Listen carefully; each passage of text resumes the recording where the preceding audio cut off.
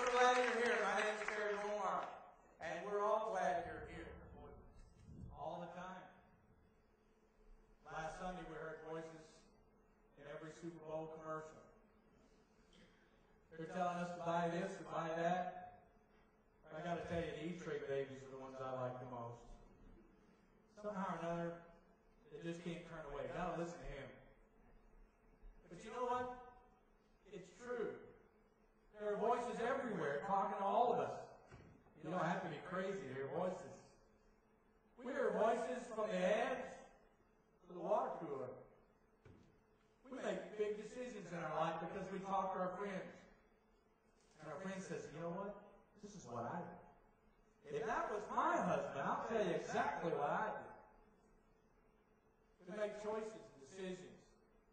Oh, you can't look at it like that, brother. We listen to voices everywhere. We get them all the time. But it's not just people like that. What about those ones that are pounding us every day? Those bills that come in after you lost a job. You know, in the midst of all of these problems that we face, we're struggling. A lot of people are struggling. I think Ronald Reagan had it right when he said, when the other guy loses his job, it's a recession. When you lose yours, it's a depression. That's how you can tell where it is. But when that happens, everybody's telling us what we ought to do. There's always people trying to influence you. Everywhere. Bill collectors on the phone. When are you going to make that payment? How are you going to make this? You need to do this. Over and over and over. Somebody is telling us what to do. You see, some of our fears make us listen to a voice that says, it's time to just throw in the towel and give up and go hide. And if you listen to your fears, that's exactly what you're going to do. Now, people hide all kinds of ways. When they get overcome with their fears, they begin to find ways to hide. That's when people sleep all day. And when they wake up, they go out and drink. That way they're asleep when they're awake. We find ways to hide. Why? Because we're trying to escape something that's overcoming us. And it's based in our fears. Most depression and anxiety is based upon our fears. When we focus on our fears and focus on what's going wrong and focus on all the problems, we get overcome. And that voice tells us, just do what feels good. Just do this, just do that, guiding us to make decisions that are going to be destructive in our own lives. Imagine what could be if instead of being overcome by our fears, we learn how to overcome our fears. Because you see, fear makes us want to go and hide. But what happens when you dwell on your dreams? Your dreams make you want to reach for the future. Your dream wants you to do something you've never done. As we get older, unfortunately, we're doing that every day. But as a person gets older, they begin to feel like their dreams are slipping away. And suddenly they do some crazy things sometimes to reach out for those dreams. But isn't it amazing how our dreams make us make choices to seize the future? But fears make us hide from the future and hide from the present and take it out on everybody around us because we're hearing the wrong voice. Let me tell you something.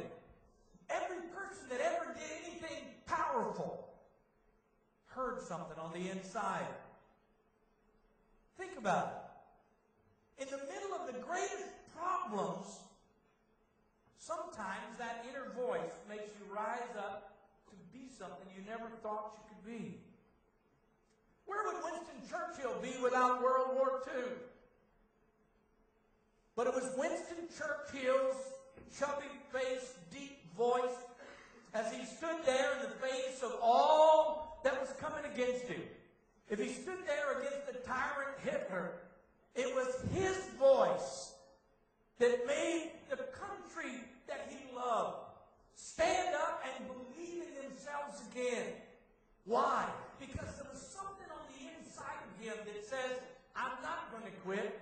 Never, never, never, never. It came from the inside. But it came out of adversity.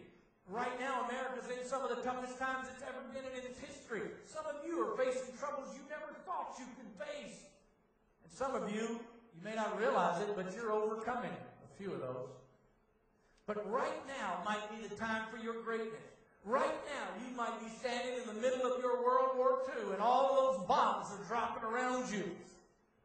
But whose voice are you listening to? Is there something on the inside that says to you, I will never quit? Never, never, never. Or could you be like John F. Kennedy when he stood on the threshold of space and he said, we choose to go to the moon not because it is easy, but because it's hard. It was in the midst of that challenge, the dream of going somewhere that we've never been, caused innovation that we have never realized. I wonder if some of you right now, when somebody tells you to go after your dreams, somebody else tells you, you're just a dreamer. Next time you hear that, tell them, thank you. Thank you. But imagine what would happen if you really did go after your dreams, not because they were easy, but because they are hard. Wouldn't the same kind of innovation come up out of your life? Wouldn't you maybe just find some of those gifts and talents you never thought you had? And what about those who are coming against you personally? I think about Martin Luther King as he locked arms with those who cared about what he cared about. And he marched in Selma and Montgomery and Birmingham, or better, Bombingham as they called it. But it was that was inside of him, that spoke to him, that said, there's something in me that's greater than my present problem. There's something in me that's driving me beyond where I am currently. And that same something is what drove him to those steps that day at the Lincoln Memorial when he said, I have a dream. And what a great speech that was, but that's not the speech I like. The speech I like is the one he gave in my hometown the night before he was killed. When he stood up and he said, I may not get there with you, but I've been to the mountaintop, and I've seen to the other side. And I may not get there with you, but we as a people will get there. What was he saying? He had a premonition of his own death.